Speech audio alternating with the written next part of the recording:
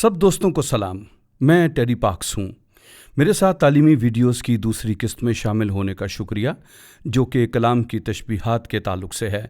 कलाम की तशबीहात, मैं चाहता हूँ कि आप ये इस्तिलाह याद रखें। एक चीज़ जो हम सब के लिए बहुत अहम है वो ये जानना है कि अगर हम कलाम को बाकायदा सीखना चाहते हैं तो हमें उसके ज़माने, पस मंज़र और सियाक़ व सबाक़ को जिसमें ये लिखा गया और उस ज़माने के लोगों के जहन को भी जानना बहुत ज़रूरी है। हमें यह समझने की ज़रूरत है कि करीब मशरक़ में कदीम इसराइल के लोगों ने करीब मशरक़ के कदीम लोगों के लिए ही लिखा था।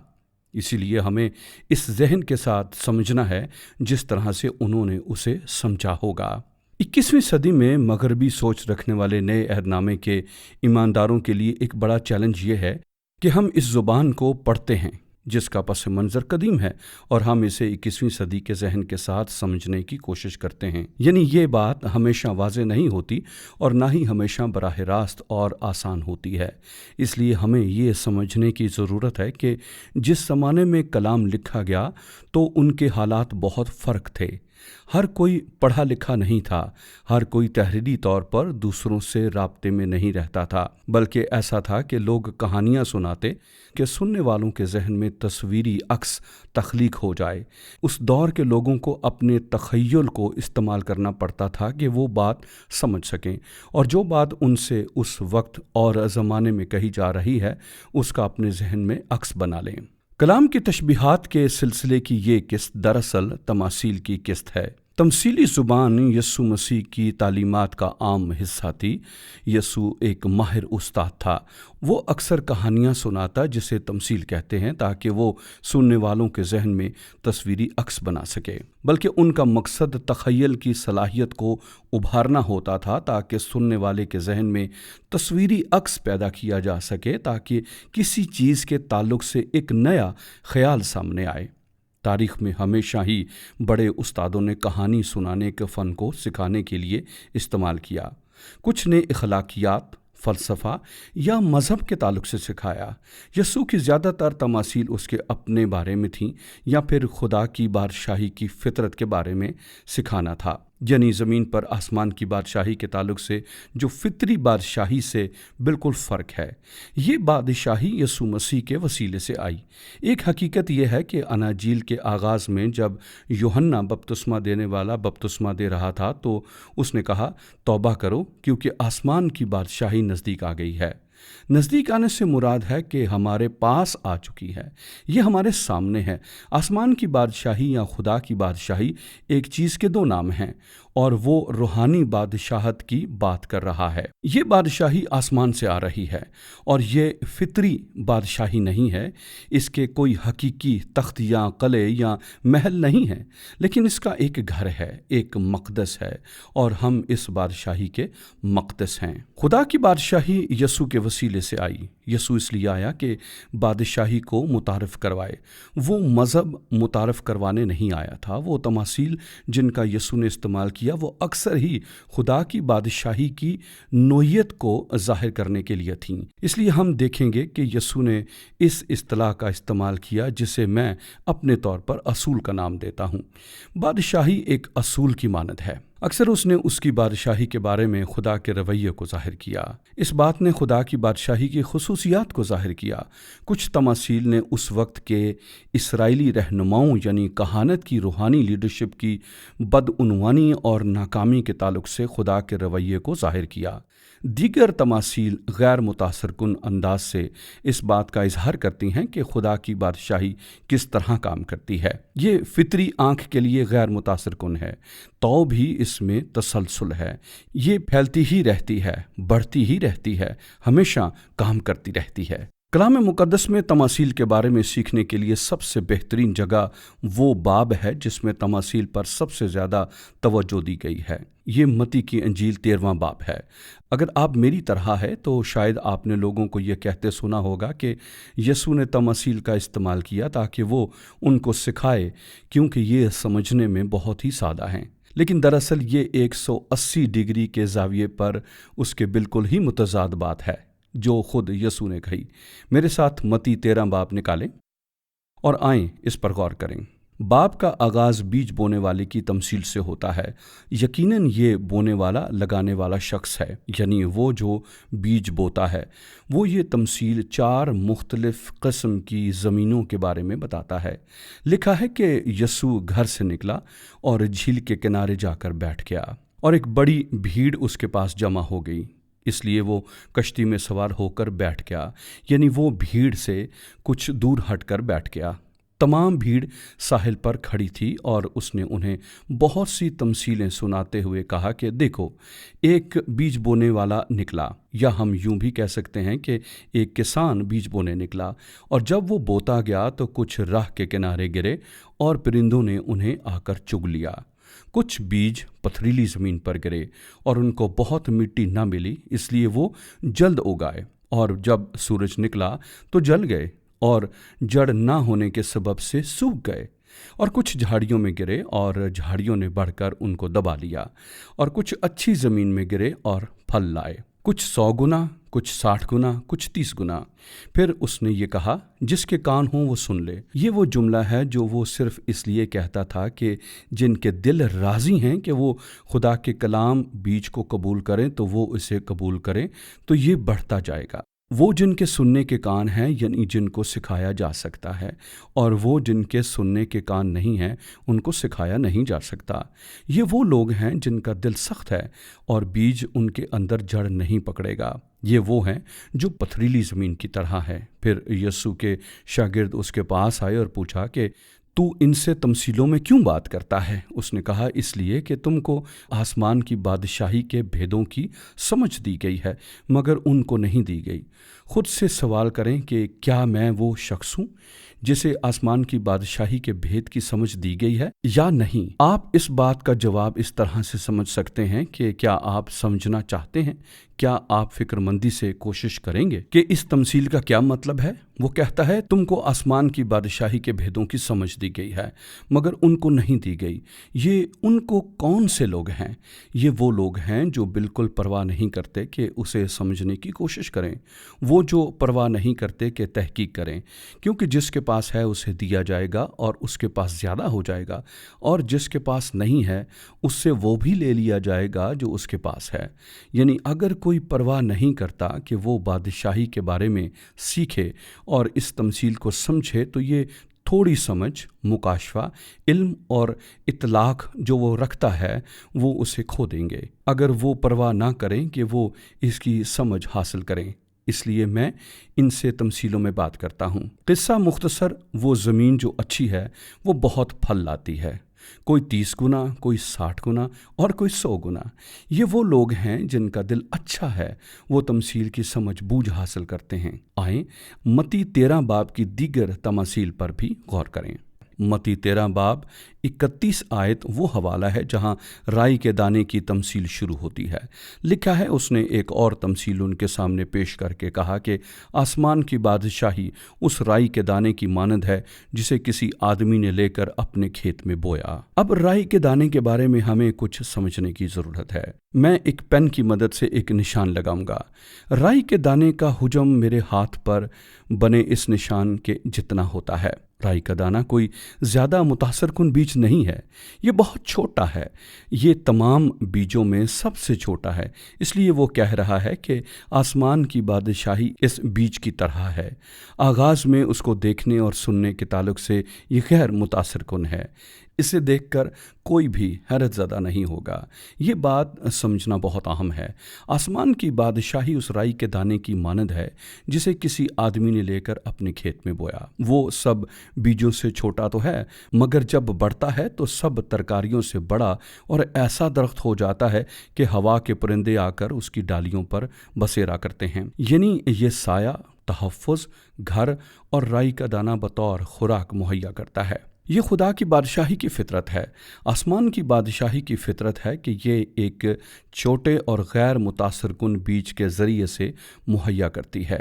बीज बोने वाली की तमसील के मुताबिक ये बीज खुदा का कलाम है। 33 आयत उसने एक और तमसील उनको सुनाई कि आसमान की बादशाही एक असूल की मानद है, उस खमीर की मानद है जिसे किसी औरत ने लेकर 3 पैमाना आटे में मिला दिया और वो होते होते सब खमीर हो गया। خمیر کیا ہے؟ یہ خمیر آٹا ہے۔ ہم جانتے ہیں کہ آٹا کیا ہوتا ہے۔ آٹا وہ چیز ہے جسے آپ گوندھ کر پیڑا بناتے ہیں۔ ایک مرتبہ جب آٹے میں خمیر شامل ہو جائے تو آپ اس کے پیڑے بنا سکتے ہیں۔ یہ پھولتا ہے اور بڑھتا ہے۔ خمیر ایک ایسی چیز ہے جو کہ اثر انداز ہوتا ہے اور اپنے قبضے میں لے لیتا ہے اور مسلسل رابطے کے باعث اثر پیدا کرتا ہے۔ اس پر دوبارہ غور کریں، یعنی یہ پوشیدہ ہے۔ یہ 3 پیمانے آٹے میں پوشیدہ ہے۔ ہم 3 کے تعلق سے کلام میں ہر جگہ ہی پڑھتے ہیں۔ ہمارا وجود 3 حصوں پر مشتمل ہے، روح، جان اور بدن۔ ہم اس آٹے کی طرح ہیں جب تک کہ یہ پورا خمیر نہ ہو جائے۔ اس لیے جس طرح آٹے میں خمیر اثر انداز ہوتا ہے، بلکہ اسی طرح خدا کی بادشاہی ہمارے اندر کام کرتی ہے اور اسی طرح معاشرے میں بھی اثر انداز ہوتی ہے اور بڑے پیمانے پر دنیا پر بھی اثر انداز ہوتی ہے۔ مسلسل رابطہ در حقیقت سب کچھ بدلنا شروع کر دیتا ہے جسے یہ چھو لیتا ہے۔ آپ کے خاندان کے ساتھ کیا ہوا یا پھر میرے خاندان کے ساتھ کیا ہوا، یہ آہستہ آہستہ سے ہمارے دلوں میں داخل ہوتی ہے۔ یہ انفرادی طور پر بھی لوگوں کے دل چھونے سے بدل دیتی ہے، یعنی یہ آپ کے ذہن، آپ کی مرضی اور آپ کے جذبات اور ہر چیز خدا کی بادشاہی سے مطابقت پیدا کرنا شروع کر دیتی ہے اور خدا کی بادشاہی کی اقدار کا عکس دکھائی دینا شروع ہو جاتا ہے۔ یہ بہت ہی اہم بات ہے۔ متی 13:44 میں آسمان کی بادشاہی کھیت میں چھپے خزانے کی مانند ہے جسے کسی آدمی نے پا کر چھپا دیا اور خوشی کے مارے جا کر جو کچھ اس کا تھا بیچ ڈالا اور اس کھیت کو مول لے لیا۔ یقیناً بادشاہی اسی کی مانند ہے۔ جب آپ اس کی قیمت کو، اثر کو اور آسمان کی بادشاہی کی قدرت کو دریافت کر لیتے ہیں۔ آسمان کی بادشاہی کیا ہے؟ یہ یسوع مسیح کی خداوندیت اور حاکمیت اعلیٰ ہے جو آپ کی زندگی کے ہر پہلو پر اثر انداز ہوتی ہے۔ یہ بادشاہی کا اثر ہے۔ وہ جاتا ہے اور اپنا سب کچھ بیچ کر اس کھیت کو خرید لیتا ہے۔ پھر سے آیت 45، پھر آسمان کی بادشاہی اس سوداگر کی مانند ہے جو عمدہ موتیوں کی تلاش میں تھا۔ جب اسے ایک بیش قیمت موتی ملا تو اس نے جا کر جو کچھ اس کا تھا سب کچھ بیچ ڈالا اور اسے مول لے لیا۔ دوبارہ وہی بات کہ آسمان کی بادشاہی کی قیمت کو پہچان لینا جو کہ ایک بیش قیمت موتی کی طرح ہے۔ یہ کھیت میں چھپے خزانے کی طرح ہے۔ یہ رائی کے دانے کی طرح ہے۔ یہ 3 پیمانہ آٹے میں چھپے خمیر کی طرح ہے اور اس کی فطرت اور قدرت ایسی ہی ہے۔ یہ اچانک، آہستہ سے، مسلسل اور متواتر، بغیر رکے وقت کے مطابق تبدیلی لاتی ہے۔ آپ نے دیکھا کہ بطور انسان ہماری فطرت ہے کہ ہم چاہتے ہیں کہ یہ چیزیں راتوں رات بدل جائیں، اور یہ تبدیلی ایک رات میں شروع تو ہو جاتی ہے لیکن یہ ایک رات میں مکمل نہیں ہوتی۔ اس میں وقت لگتا ہے۔ اس کے لیے مسلسل اور متواتر، نہ رکنے والا رابطہ درکار ہے۔ اگر آپ اس عمل میں قائم رہیں، آپ رابطے میں رہیں اور خدا کے پاک روح کو موقع دیں تو آپ بدلیں گے اور آپ ایک ہی سال میں اس قدر فرق سوچنا شروع کر دیں گے کہ آپ کو یقین ہی نہیں آئے گا۔ 47 آیت، پھر آسمان کی بادشاہی اس بڑے جال کی مانند ہے جو دریا میں ڈالا گیا اور اس نے ہر قسم کی مچھلیاں سمیٹ لیں، اور جب بھر گیا تو اسے کنارے پر کھینچ لائے اور بیٹھ کر اچھی اچھی تو برتنوں میں جمع کر لیں اور جو خراب تھیں پھینک دیں۔ دنیا کے آخر میں ایسا ہی ہوگا۔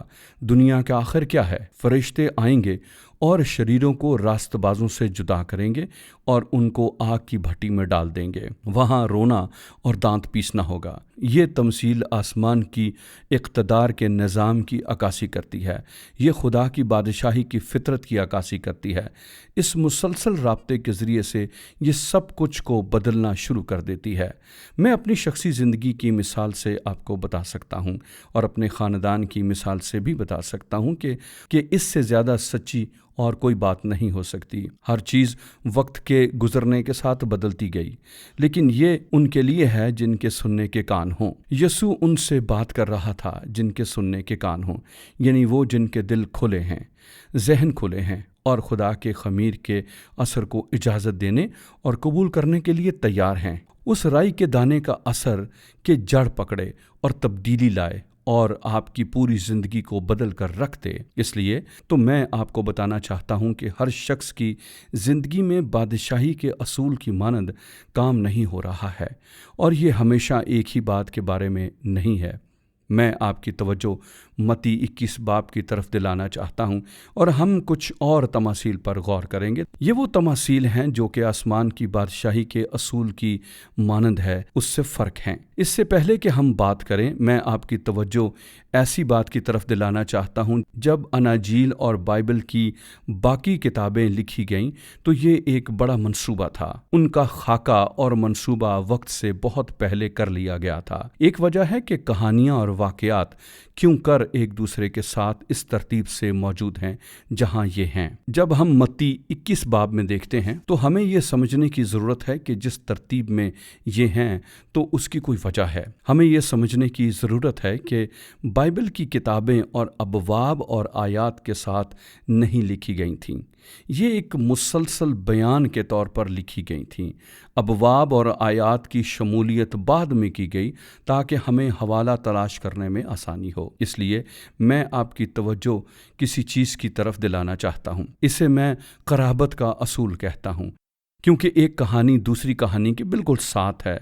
اس کی ایک وجہ ہے۔ جب ہم متی 21 باب پر غور کرتے ہیں تو یہاں وہ تماثیل ہیں جو فوراً اس واقعے کے بارے میں جب یسوع نے انجیر کے درخت پر لعنت کی اور ہیکل میں خرید و فروخت کرنے والوں کے میز الٹ کر اس سے پاک کیا اور اپنی آواز بلند کی۔ یسوع کے اختیار کو چیلنج کیا جاتا ہے۔ سیاق و سباق میں وہ پہلی صدی عیسوی کے یہودی رہنماؤں سے مخاطب ہوتا ہے۔ اگر آپ میرے ساتھ متی 21 باب کی 23ویں آیت کو دیکھیں تو لکھا ہے، اور جب وہ ہیکل میں آ کر تعلیم دے رہا تھا تو سردار کاہنوں اور قوم کے بزرگوں نے اس کے پاس آ کر کہا، تو ان کاموں کو کس اختیار سے کرتا ہے، اور یہ اختیار تجھے کس نے دیا ہے؟ یسوع نے جواب میں ان سے کہا، میں بھی تم سے ایک بات پوچھتا ہوں، اگر وہ مجھے بتاؤ گے تو میں بھی تم کو بتاؤں گا کہ ان کاموں کو کس اختیار سے کرتا ہوں۔ یوحنا کا بپتسمہ کہاں سے تھا؟ آسمان کی طرف سے یا انسان کی طرف سے؟ وہ آپس میں کہنے لگے کہ اگر ہم کہیں آسمان کی طرف سے تو وہ ہم سے کہے گا، پھر تم نے کیوں اس کا یقین نہ کیا؟ اور اگر کہیں انسان کی طرف سے تو ہم عوام سے ڈرتے ہیں کیونکہ سب یوحنا کو نبی جانتے ہیں۔ پس انہوں نے جواب میں یسوع سے کہا، ہم نہیں جانتے۔ اس نے ان سے کہا، میں بھی تم کو نہیں بتاتا کہ ان کاموں کو کس اختیار سے کرتا ہوں۔ اس لیے یہی ان دو تماثیل کا ڈھانچہ، پس منظر اور سیاق و سباق ہے۔ اب وہ دو بیٹوں کی تمثیل سناتا ہے۔ 28 آیت، تم کیا سمجھتے ہو؟ ایک آدمی کے 2 بیٹے تھے۔ اس نے پہلے کے پاس جا کر کہا، بیٹا جا آج تاکستان میں کام کر۔ اس نے جواب میں کہا، میں نہیں جاؤں گا، مگر پیچھے پچھتا کر چلا گیا۔ پھر دوسرے کے پاس آ کر اس نے اسی طرح کہا۔ اس نے جواب دیا، اچھا جناب، مگر گیا نہیں۔ ان دونوں میں سے کون اپنے باپ کی مرضی بجا لایا؟ انہوں نے کہا، پہلا۔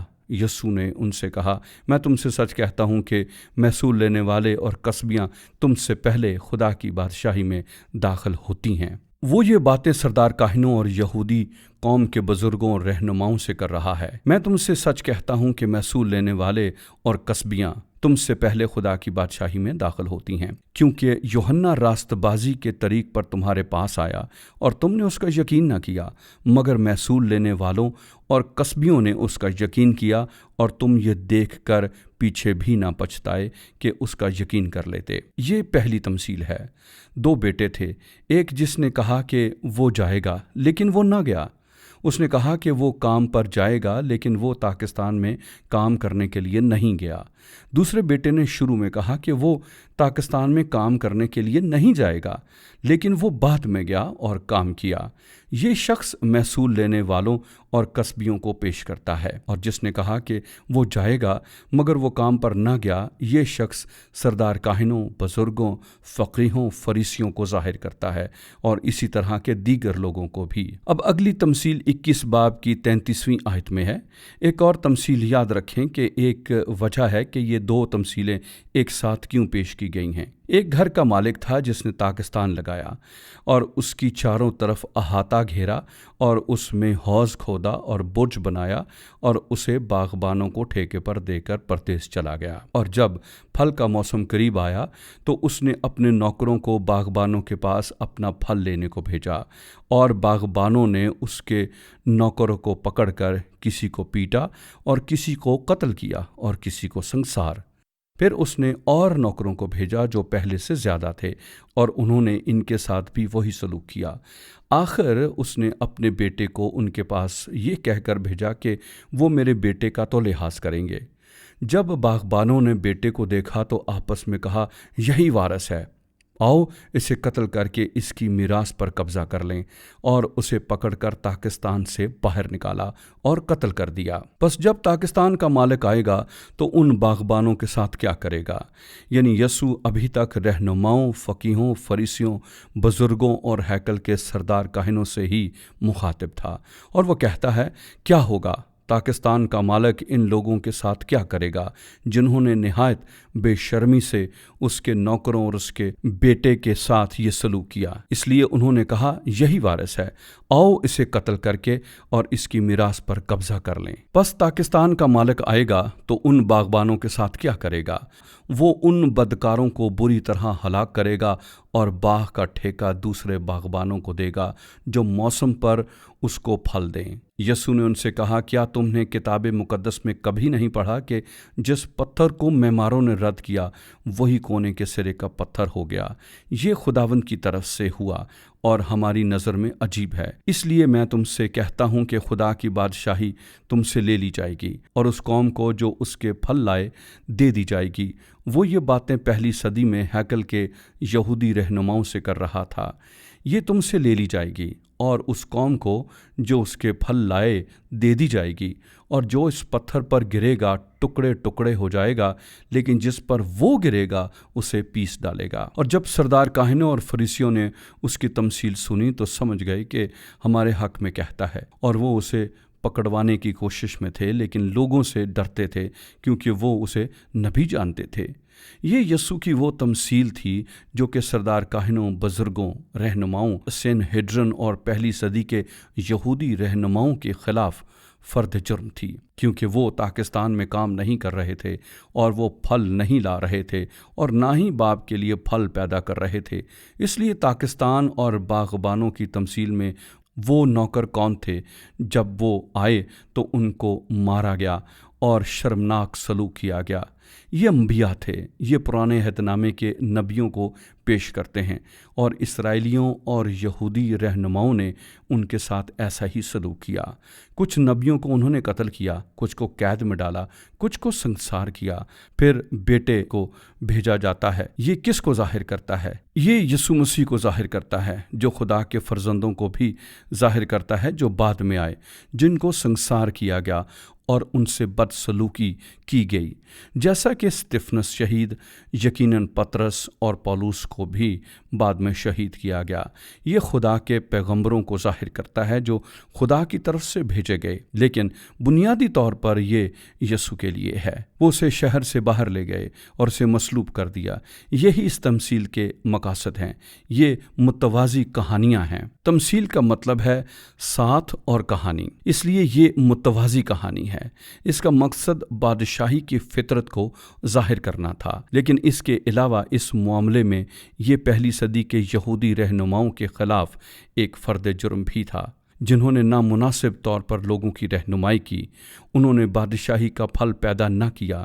یقیناً انہوں نے اپنی خدمات خداوند کے لیے پیش نہ کی۔ جس طرح بیٹے نے کہا کہ وہ پاکستان میں جائے گا، لیکن وہ نہ گیا اور کوئی کام نہ کیا۔ انہوں نے کہانت تو لے لی، لیکن اسے اپنے فائدے کے لیے استعمال کیا۔